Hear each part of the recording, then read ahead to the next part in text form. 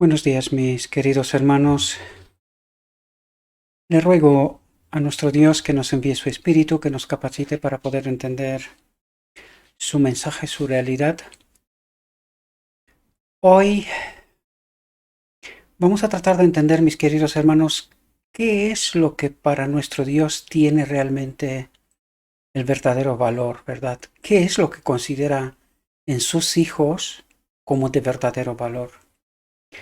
Y hoy vamos a tratar de entender precisamente esta cuestión. Vamos a meternos en el texto y veamos qué es lo que nos dice nuestro Dios. Dice en su palabra, el Señor ha mostrado en qué se puede convertir el hombre si se conecta con la fuente de toda sabiduría. Y es precisamente lo que tratamos de comentar aquí en todas nuestras reflexiones, ¿verdad? Esta obra conjunta, esta obra de cooperación junto con el Espíritu de Cristo, ¿verdad? Y que sin Él esta obra no tiene lugar, ¿verdad? Estamos persiguiendo un objetivo equivocado y tratando de obteniendo, ¿verdad? Este objetivo con los métodos equivocados, ¿verdad? Aquí nos dice que el Señor ha mostrado en qué se puede convertir el hombre y la condición si se conecta con la fuente de toda sabiduría, es decir, con el Espíritu de Cristo, ¿verdad? Dice, el alma de todos es preciosa. Él nos valora a todos, nos respeta a todos, nos quiere a todos. Pero, y en eso consiste la clave, y que nosotros debemos de entender este condicionante, ¿verdad? Dice, todo el cielo está interesado en el plan de salvación y su poder está esperando nuestra demanda, que lo pidamos, ¿verdad? Es decir, primero debemos de entender la necesidad que tenemos de estar conectados con su espíritu, ¿verdad? Y que lo pidamos. Por eso dice, y su poder está esperando nuestra demanda, que lo pidamos, ¿verdad? Dice, podemos elegir sabiamente y por medio de Cristo, de su espíritu, ¿verdad? Llegar a ser más preciosos a los ojos de Dios que la cuña de oro de Ofir. O podemos convertirnos en metal resonante y címbalo tintineante. Es decir, hacemos mucho ruido, mucho hincapié de que somos cristianos, de que hacemos aquello, lo otro y tal, pero que, fijaos lo que nos dice a continuación, pero si decidimos degenerar, no acudir a esa fuente de poder, ¿verdad? Si decidimos degenerar, seremos totalmente inútiles, dice totalmente inútiles, y perderemos el cielo con todas sus riquezas. Son palabras que vienen de lo alto y palabras que nosotros, por una razón u otra, relativizamos, ¿verdad? Porque alguien nos ha engañado con un mensaje engañoso, ¿verdad? Porque aquí mismo nos lo dice, Dios nos ama a todos, pero Él tiene capacidad y poder para transformarnos. Por lo tanto, Él nos ama no como estamos, sino que partiendo de cómo estamos, ser transformados, porque Él es un Dios de poder. Puede hacer esta obra siempre y cuando nosotros entendemos cuál es nuestra mayor necesidad. Y para eso necesitamos entender el propósito de Dios, que Él habita en todos nosotros y que sin Él no podemos.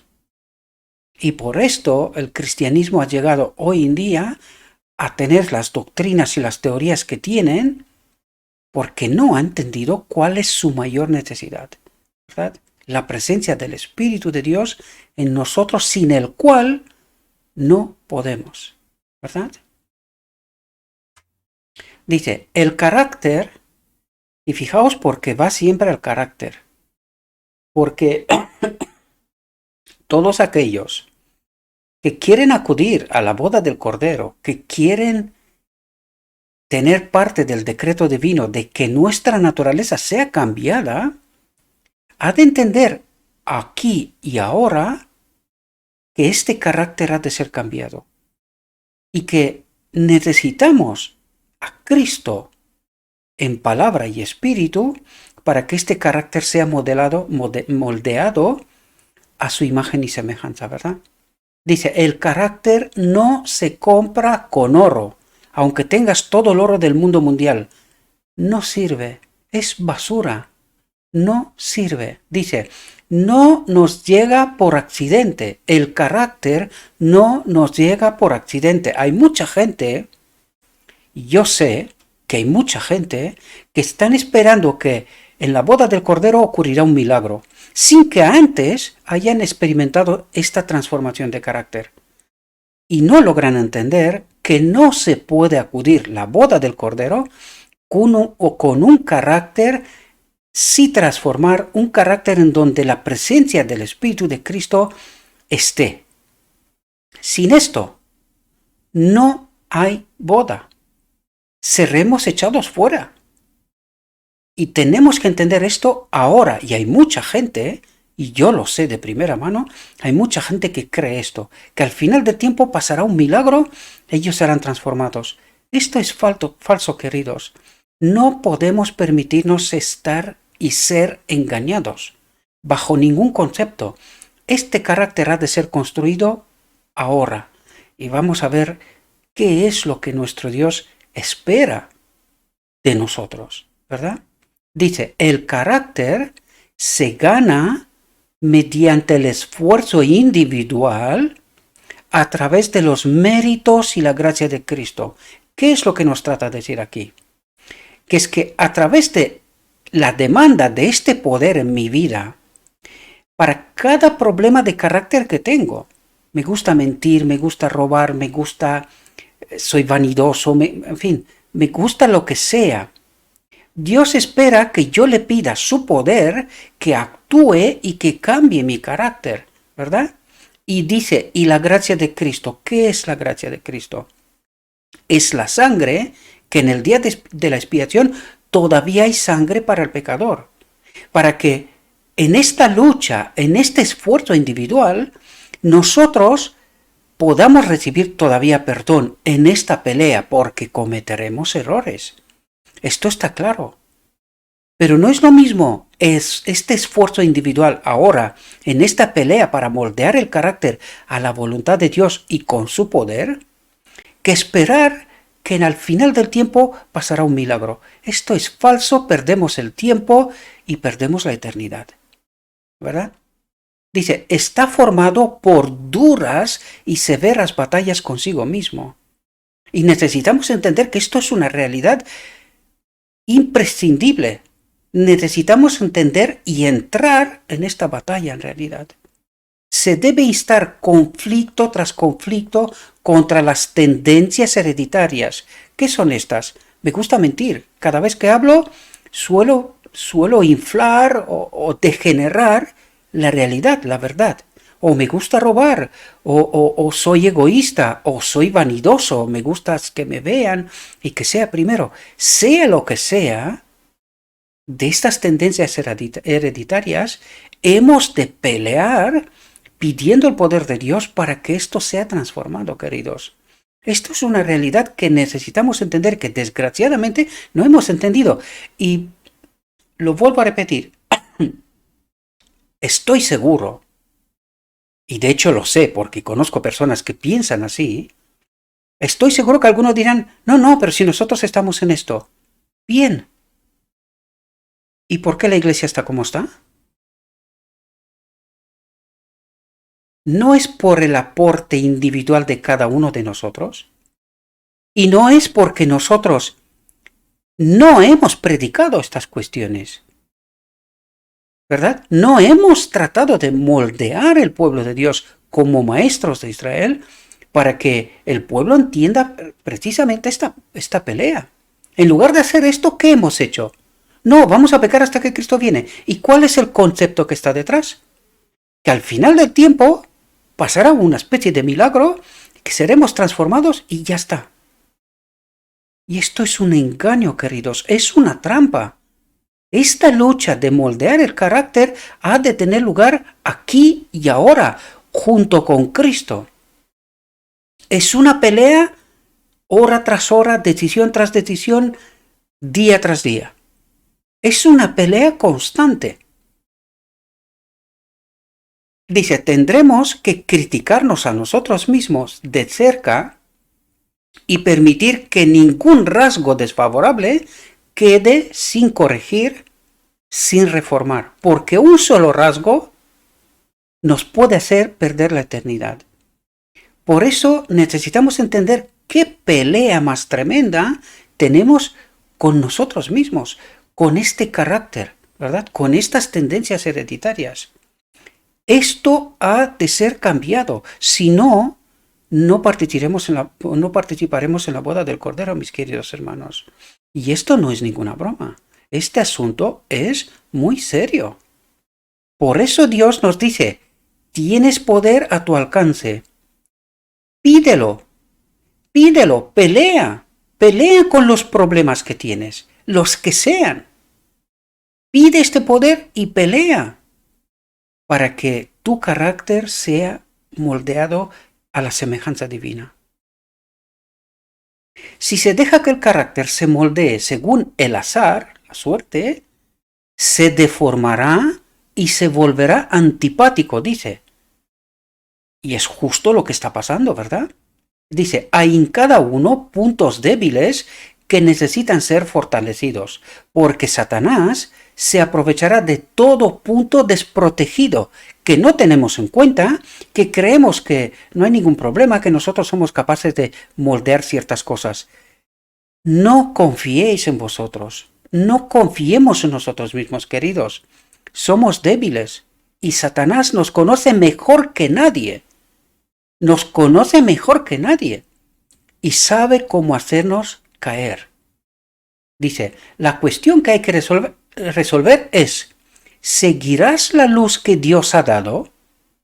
Si quieres hacerlo, cierra la puerta a tus propias sugerencias, deseos y dudas. Dice, lo que trata de decir es, deja de confiar en ti mismo, porque el corazón es engañoso. El corazón es engañoso. Hemos de confiar en Cristo. Hemos de permitirle que Él haga esta obra.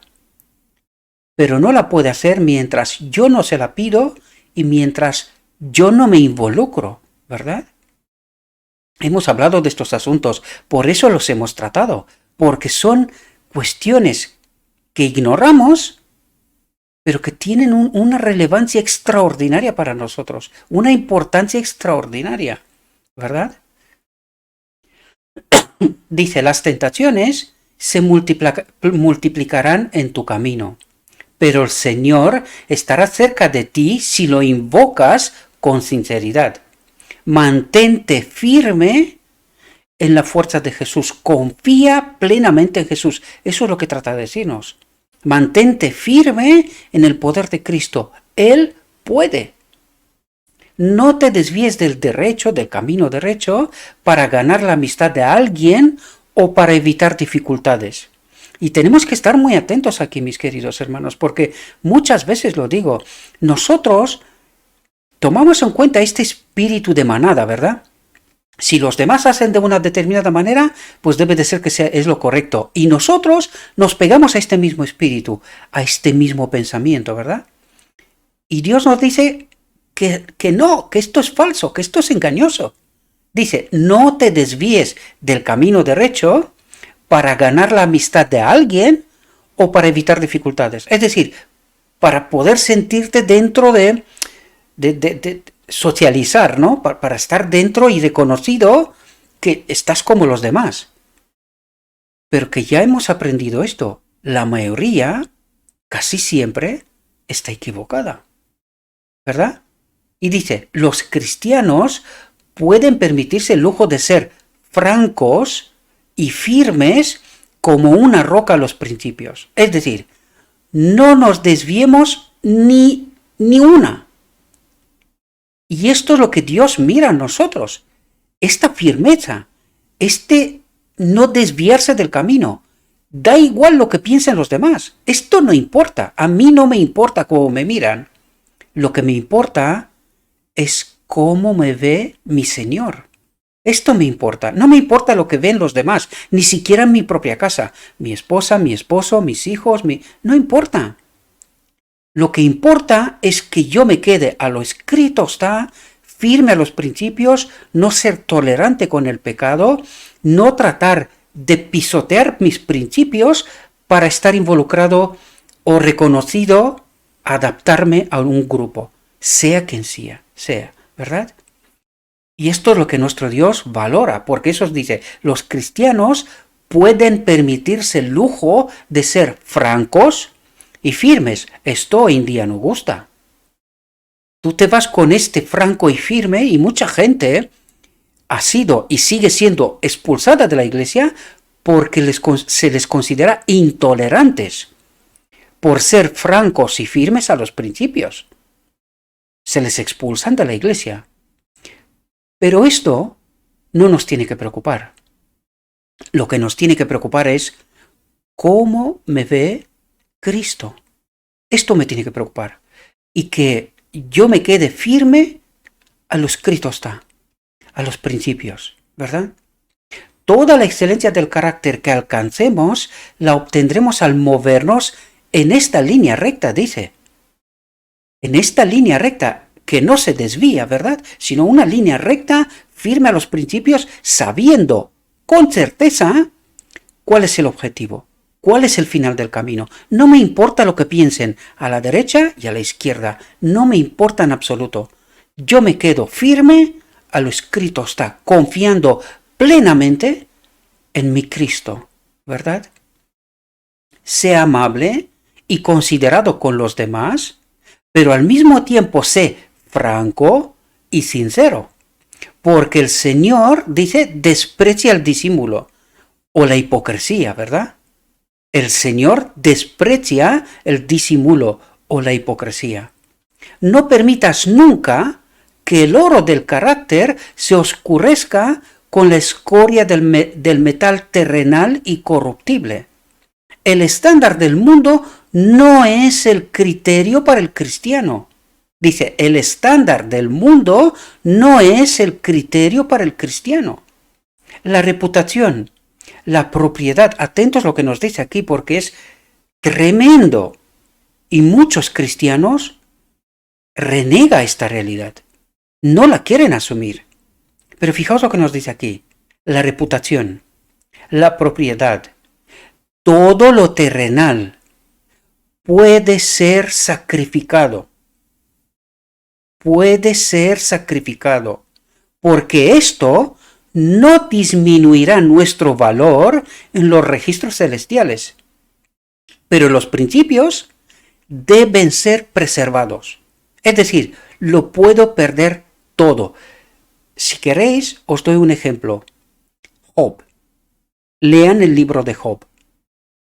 Se ha quedado firme a los principios que él sabía y él conocía que es su Dios. Aun con todas las posibles dudas y los posibles pequeños errores y matices que podamos tener en nuestras vidas. Esta es precisamente la lucha. Esto es precisamente la obra de Cristo, de hacernos entender su realidad. Por eso os recomiendo, lean, mejor dicho, estudien el libro de Job, para que podamos entender exactamente lo que Dios nos dice aquí. Y Job lo perdió todo lo terrenal. Luego Dios se lo devolvió. Después de la prueba, luego Dios le devolvió mucho más de lo que tenía. Pero no antes de que Job demostrara en qué estaba basada su fe, sus principios, su vida, la auténtica, ¿verdad? Dice, la veracidad y la franqueza deben ser apreciadas por todos los que afirman ser seguidores de Cristo. Dice, la veracidad y la franqueza deben ser apreciadas por todos los que afirman ser seguidores de Cristo. Pero esto hoy en día se valora muy poco. en realidad se valora muy poco. La gente no le gusta que le digas las cosas en la cara. Sin embargo, Dios nos dice, la veracidad y la franqueza deben ser apreciadas por todos los que afirman ser seguidores de Cristo. Dios y el derecho, los principios, deben ser el lema. Actúa con honestidad y rectitud en este mundo maligno actual. Fijaos lo que nos dice. Dice, algunos serán honestos cuando vean que la honestidad no pondrá en peligro sus intereses mundanos. Serán honestos cuando vean que no les perjudican nada los intereses mundanos. Pero fijaos lo que dice Dios. Pero a todos los que actúen de acuerdo con este principio, se les borrará el nombre del libro de la vida. Entonces, ser honesto es, mejor dicho, hipócrita, porque esto es lo que trata de decir. Tú tratas de ser honesto mientras no te perjudican nada. Y esto no es honestidad. Esto es hipocresía, eso es lo que está diciendo aquí. Y por eso dice, pero a todos los que actúan de acuerdo con este principio, se les borrará el nombre del libro de la vida. No serán salvos, aún estando en la iglesia toda su vida. Esto no es relevante. Si has estado en la iglesia toda tu vida y tu carácter no se ha moldeado a la imagen de Cristo, no sirve de nada. Porque aquí la salvación no se gana por antigüedad, ¿verdad? Ni por sabiduría, ni por ciencia, ni por... Que no, que aquí el carácter es el que importa. El carácter es el que importa. Ni ninguna otra medida nos sirve. Ninguna. Dice, hay que cultivar una estricta honestidad. Solo podemos pasar por el mundo una vez. No podemos volver para rectificar ningún error, dice. Por lo tanto, cada movimiento que se haga debe ser con temor piadoso y consideración cuidadosa. La honestidad y la política, dice, políticamente correcto, lo que hablamos en otras reflexiones, ¿verdad? No armonizarán. Es decir, tratar de sacrificarlo todo para que nos reconozcan en la iglesia, ¿verdad? Da igual que la iglesia esté equivocada, porque aquí venimos hablando de esto, ¿verdad? Es decir, la iglesia ha apostasiado de la sana doctrina de los pioneros, ¿verdad? Pero sin embargo yo digo, no, pero si está la iglesia de Cristo y busco todas las excusas para que esté dentro de esta iglesia, reconocido dentro de esta iglesia, tener una posición dentro de esta iglesia, obviando la apostasía, como si Dios la acepta da igual cómo. Pues si no entendemos los principios, la base, los fundamentos sobre los cuales Dios sienta la iglesia, porque aquí necesitamos entender un asunto importantísimo. ¿Quién es la iglesia? ¿O qué es la iglesia? Primero, la iglesia es Cristo, Él es la cabeza. Segundo, la iglesia soy yo y tú, uno por uno. Si mi carácter no es a la semejanza de Cristo, ¿soy yo la iglesia o soy el mundo? Porque en muchas ocasiones hemos encontrado aquí, identifica la iglesia con el mundo. ¿Por qué? Por lo que está pasando en la iglesia. Porque lo que pasa en la iglesia pasa lo mismo que en el mundo. Por eso la identifica con el mundo en muchas ocasiones. Entonces, si mi carácter no es semejante a Cristo, la iglesia, ¿soy la iglesia o soy el mundo dentro de la iglesia, dentro de la organización? Pensad profundamente sobre esto, mis queridos hermanos, porque como no entendemos bien los conceptos, cometemos errores gravísimos y pasamos por alto cosas y nosotros creemos que le vamos a torcer la mano a Dios para que Él acepte una iglesia de este tipo y que esta iglesia sea salva, porque se llama no sé cómo, o porque ha recibido un mensaje específico, o porque es la niña de sus ojos, como solemos decir.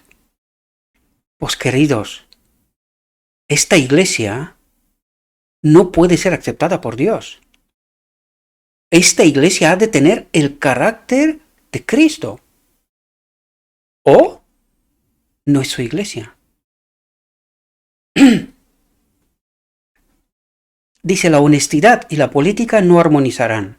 O bien la política será sometida y la verdad y la honestidad mantendrán las líneas de control, o bien la política tomará las líneas y la honestidad dejará de dirigir. Ambas no pueden actuar juntas, nunca pueden estar de acuerdo. ¿Y quién ha tomado el control en la iglesia? La política. Hoy tenemos que ser políticamente correcto. Y los principios se fueron. Porque por eso creemos que vamos a pecar hasta que Cristo viene. ¿Dónde están los principios? Pues no están. Mientras creemos esto, no hay principios. Esto es lo que trata de decirnos en realidad. Espero que podamos entender, ¿verdad? Dice, cuando Dios componga sus joyas, esta auténtica iglesia, ¿verdad? Los verdaderos, los francos, los honestos, serán sus elegidos, sus tesoros. Aquí nos habla del remanente y nos da características del remanente. Dice, cuando Dios componga sus joyas, es decir, los 144,000, ¿verdad? Los verdaderos, los francos, los honestos, serán sus elegidos, sus tesoros, y no otros, ¿verdad? Los ángeles están preparando coronas para los mismos, y la luz del trono de Dios se reflejará en su esplendor en estas diademas engastadas con estrellas. Estas cosas merecen una consideración cuidadosa, un examen crítico y minucioso, dice. Con la Biblia en la mano, estudie sus afirmaciones con oración ferviente para que nunca se engañe a sí mismo, ¿verdad? Ahora vivimos en una época en la que se hace la pregunta, cuando venga el Hijo del Hombre, ¿hallará fe en la tierra? En esta era de degeneración, donde estamos rodeados de contaminación moral, ¿entendéis las verdades mezcladas? Lo que tanto y tanto y tanto trato de ayudaros a entender, pues de eso nos habla, ¿verdad? De estas verdades mezcladas, contaminadas y que no sirven para la salvación, van directamente para la muerte. Dice, donde estamos rodeados de contaminación moral, el pueblo de Dios debe formar caracteres para el cielo. Este trabajo debe continuar todos los días. Estamos en el juicio investigador y la obra por el momento es solemne y profunda. El deber recae en cada uno de considerar, velar, llorar. El Señor no te ha ordenado que examines el corazón de tu prójimo. Deje que sus poderes de investigación se pongan a trabajar para descubrir qué mal acecha en su propio corazón, qué defectos hay en su carácter, qué trabajo necesita hacerse en su propia casa. ¿Y qué es lo que nos trata de decir aquí, mis queridos hermanos? Que nosotros lo único que tenemos que hacer es vivir vidas según el carácter de Cristo, con el poder de Cristo, presentar la verdad, pero no forzar a nadie que acepte estas verdades. Por eso dice, el Señor no te ha ordenado que examines el corazón de tu prójimo. Es decir, que tú lo mires, le das tu sentencia y le digas lo que tienes que hacer, lo que tiene que hacer. No, tú solamente presentas la verdad. Lo que tratamos de hacer aquí. Presentamos la verdad y cada uno ha de tomar sus decisiones, ¿verdad? Tiene que tener su propia valoración, ¿verdad? Porque en el cielo no se entra por la fuerza, ¿verdad? Sino por esta comunión con Cristo, esta obra de moldear nuestro carácter. Y esta es una obra personal, es una obra individual. No podemos hacer nada por los demás, ¿verdad? Más que presentar la verdad, ¿verdad? Y vivir vidas conforme con la verdad. Dice, los padres son responsables de las almas de sus hijos, son responsables del molde de carácter que les dan. Si se dan cuenta de su deber, trabajarán más fervientemente por su propia salvación y por la salvación de sus hijos. Cuando los padres son descuidados a su manera y con respeto al carácter y la conducta de sus hijos, pierden el favor de Dios, los padres. ¿Verdad? Satanás está trabajando diligentemente y con mucho éxito para poner su sello egoísta en el carácter de incluso los cristianos profesos. Y muchos se están volviendo estrechos en sus ideas sobre el deber y la obligación. Están degenerando y recibiendo un sello de carácter que es ofensivo para Dios, dice. El amor propio y las pasiones impías ocupan la ciudadela del alma. A los que profesan guardar la ley de Dios, pero transgredir diariamente sus santos principios, permítanme decirles, escudriñen y vean qué poca reverencia tienen por las cosas eternas, qué poco amor por la devoción. Y esto necesitamos entenderlo, mis queridos hermanos, porque algunos creen que vivir vidas no conforme con la voluntad de Dios, estando en la iglesia formalmente, serán salvos. Esto es un engaño. Y esto es lo que Dios trata de decirnos. Dice, ha llegado el momento de la prueba. Y los ángeles están observando el desarrollo del carácter. Los ángeles están observando el desarrollo del carácter, dice. ¿Cuántos, desde que profesaron a Cristo, han cambiado para mejor? Hermano mío, hermana mía, ¿te pareces cada vez más a Jesús, que es puro? ¿Te pareces cada vez más a Jesús, que es puro, santo, sin mancha? ¿Pueden tus asociados o los que te rodean ver en ti la semejanza de Cristo?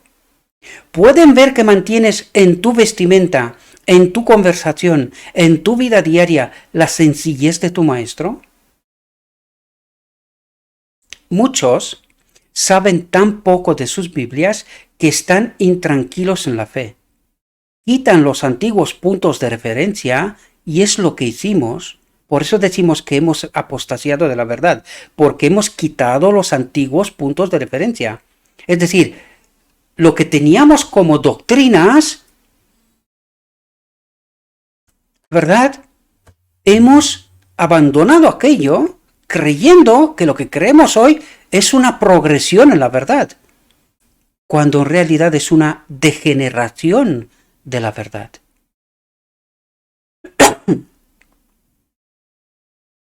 Quitan los antiguos puntos de referencia y las falacias y los vientos de la doctrina los llevan de un lado a otro. La ciencia, falsamente llamada, está desgastando los fundamentos del principio cristiano. Y cuando nos habla aquí de la ciencia falsamente llamada, ¿de qué nos habla, queridos? Es que nos habla de la teología, porque nosotros creemos que la teología es una ciencia y es una experiencia, es una conexión con Dios. Esto es la teología, es una experiencia diaria, es conocer a Dios todos los días. No es estudiar a través de la palabra y convertir esto en una ciencia, ¿verdad? Y luego esto ha convertido esta élite que supuestamente se lo sabe todo. Y este es el error. En esto consiste. No se trata de hablar mal de nadie, sino no entender qué significa conocer a Dios. Porque este es el propósito de Dios desde la eternidad, que Él habita en este templo. Entonces, ¿qué significa conocer a Dios? Es una experiencia diaria, queridos. No es solamente un estudio de la palabra y creer que estás por encima de alguien. Porque esto es lo que nos dice aquí, la ciencia falsamente llamada. Está desgastando los fundamentos del principio cristiano. Y los que una vez estuvieron en la fe se alejan de los puntos de referencia bíblicos y se divorcian de Dios, dice, mientras siguen afirmando ser sus hijos. ¿Entendemos la desgracia? ¿Entendemos la profundidad de lo que nuestro Dios trata de decirnos? Os habéis vuelto locos, creyendo que me vais a conocer solamente a través de estudiar la palabra, cuando en realidad esto es mucho más. Es Cristo en nosotros. Es una experiencia viva, diaria, continua. Esto es conocer a Dios. Y no estudiar en una universidad o sea donde sea un determinado tiempo, teniendo un título y creyendo que porque tenemos este título ya conocemos la verdad. Conocer la verdad, conocer a Dios, porque Dios es la verdad, ¿verdad? Es muchísimo más que esto. Es una experiencia personal, con este Dios personal, que modela mi carácter, me prepara para el encuentro con Él en su reino, ¿verdad? La relación que sostienen con Dios está verdaderamente representada en Mateo 7, 22, 23. Muchos me dirán en aquel día, Señor, Señor, ¿no hemos profetizado en tu nombre? ¿Y entendéis de lo que nos habla? De los maestros, de aquellos que supuestamente dicen, conocemos a Dios. Sin embargo, se han desviado del camino, dice. Quitan los antiguos puntos de referencia. ¿Verdad? Dice, muchos me dirán aquel día, Señor, Señor, ¿no hemos profetizado en tu nombre? Y en tu nombre hemos echado fuera demonios, y en tu nombre hemos hecho muchas obras maravillosas. ¿Y qué dice Cristo? Y entonces les diré, nunca os conocí, apartaos de mí los que obráis la iniquidad. ¿A quién se refiere? ¿Quién es esta gente? ¿Y por qué dice esto? Porque han convertido el conocer a Dios, la teología, conocer a Dios, en una ciencia y no en una experiencia. De esto se trata. Y dice Cristo, no os conocí. Yo nunca colaboré con vosotros. No os conozco. No sé de dónde estáis. No lo sé quién sois. Porque no han experimentado esta experiencia. Sino que han creído que a través de la ciencia, de tener un título, un cierto conocimiento, ¿verdad? Es conocer a Dios. Y Dios dice, no has entendido. No has entendido lo elemental, el propósito eterno de Dios, que yo habite en tu templo. Y esto es conocer a Dios. Conocer a Dios es esta unión, el matrimonio, la boda, donde nos trata de llevar Cristo para que entendamos qué significa conocer a Dios. Es mucho más que un conocimiento de la palabra, ¿verdad? Cristo es nuestro modelo. Separados de Dios, inclinados a su propio entendimiento, los hombres, dice, se vuelven necios. Y sin embargo, en su propia estimación y en la de los demás, son a menudo los más sabios de los hombres. ¿Os dais cuenta de quién habla? ¿Entendéis de quién habla aquí? ¿Y quiénes son aquellos que dice, no os conozco? ¿Entendéis? Que no han experimentado esta conexión vital con Cristo, ¿verdad? Sus dichos se recogen con avidez, se repiten, se ensalzan y se adoptan, mientras que las palabras del Dios vivo que hizo el cielo y la tierra se desprecian porque no están en armonía con sus ideas de la ciencia.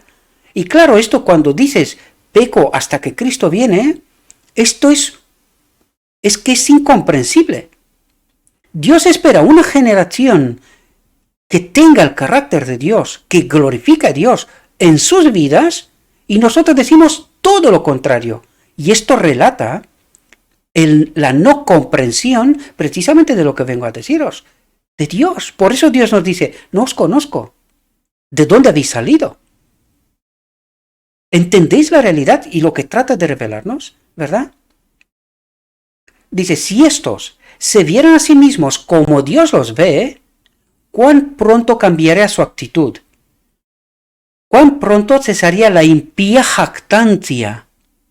Yo conozco, yo sé la verdad, tengo la verdad, porque tengo un título, ¿verdad? ¿Cuán avergonzados estarían de su jactancia y su vanidad? ¿Cómo cambiarían sus vanas imaginaciones? Dice. Sus corazones corruptos, que vagan por el terreno del enemigo, no pueden encontrar la felicidad ni la paz. No estamos seguros al confiar en nosotros mismos. ¿Entendéis lo que nos dice? a menos que nos despojemos de las vestiduras de nuestra propia sabiduría y justicia propia, y nos revistamos con el manto de pureza sin mancha de Cristo, estaremos en un peligro infinito. No pareceremos ni la mitad de valiosos en nuestra propia estimación cuando veamos a Jesús en sus incomparables encantos. La ambición de cada alma debería ser enderezar sus caminos, para que los pies de los demás no se extravíen, ¿verdad? Pero el cuidado y la ansiedad de muchos es moldear su curso para ser admirados por los hombres. Queremos que nos vean bien, que nos traten bien, que nos glorifiquen, que nos adoren, ¿verdad? El mayor esfuerzo de sus poderes mentales se dirige a este fin. ¿Y cuántas veces no hemos caído en esta trampa? Yo creo que todos en algún momento hemos caído en esta trampa. Que nos vean bien, que nos aprecien, que nos respeten, porque nosotros creemos que somos algo, ¿verdad? En lugar de entender que Cristo lo es todo, ¿verdad? Hablan y actúan para flotar en la marea de la popularidad. No hay que depender de esta clase, dice. No hay que depender de esta clase, porque traicionarán las confianzas sagradas si con ello pueden servir a sus propios intereses. Estudian tan intensamente sus propios propósitos que no tienen tiempo para el estudio de la palabra de Dios. El día del juicio retributivo se acerca con rapidez y los encontrará sin estar preparados. ¿Entendéis? ¿Entendéis de lo que nos dice Cristo? Sin esta relación, ahora, hoy, con Cristo, para moldear nuestros caracteres, en aquel día estaremos sin preparar y no entraremos en la boda. ¿Qué valor pueden otorgar los cristianos a la alabanza y la adulación de hombres que no tienen reverencia por Dios ni amor por su verdad? El honor de tales personas no tiene valor. No debemos aspirar a recibir el aplauso del mundo, sino a rendir honor a aquel que es digno de los mejores y más santos afectos del corazón. Esta es una ambición digna y trae la recompensa más alta, porque Dios ha prometido: honraré a los que me honran. Oh, cuánto necesita el Espíritu de Cristo todo aquel que tiene algún interés o actúa alguna parte en la obra de Dios. Dios quiere que cada uno aproveche al máximo sus propios talentos y oportunidades para glorificar a Dios, ¿verdad? Hermanos, mostrad vuestro aprecio por los dones de Dios, haciendo un uso sabio de ellos con un solo ojo para su gloria. El yo no debe ganar el dominio. Y esto es una tentación permanente, mis queridos hermanos, que alguien nos alabe por la obra que estamos haciendo, porque esta obra no es nuestra, queridos.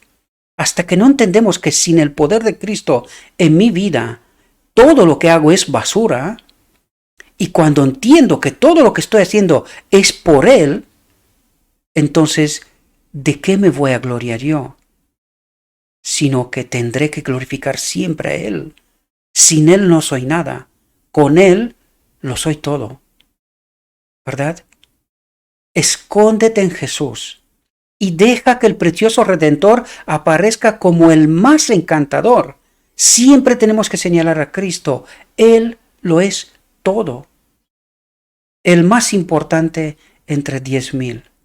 Debes hacerte partícipe de la naturaleza divina si quieres escapar de la corrupción que hay en el mundo por la lujuria. Y cuando entiendes esto, cuando entiendes que Cristo en ti lo es todo, y esto es ser partícipe de la naturaleza divina, ¿de qué me voy a glorificar yo? De nada. Él lo es todo. Hay muchos hombres de nobles cualidades a los que Dios quiere utilizar en su causa. pero el poder embrujador de Satanás ha sido lanzado sobre ellos como un hechizo. La ciencia, falsamente llamada, los lleva a razonar el fundamento mismo de la verdadera religión. Ha confundido tanto sus sentidos que el testimonio del Espíritu y de la palabra de Dios es cuestionado, dice. Tienen dudas porque no pueden armonizarla con sus puntos de vista sobre la ciencia y los principios naturales. Así entran en el desierto de la incredulidad y hacen naufragar su fe. La verdad, tal como es en Jesús, en su simplicidad, les habría servido de ancla, pero se han alejado de la fortaleza y han ido a la deriva, golpeados por los vientos y las olas de la incredulidad. ¿Y qué nos dice aquí, queridos? Es justamente lo que la mayoría de la iglesia cree, que vamos a pecar hasta que Cristo viene. ¿Y por qué creen esto? Porque han abandonado la simplicidad, ¿verdad? Dice, la verdad tal como es en Jesús, en su simplicidad, les habría servido de ancla.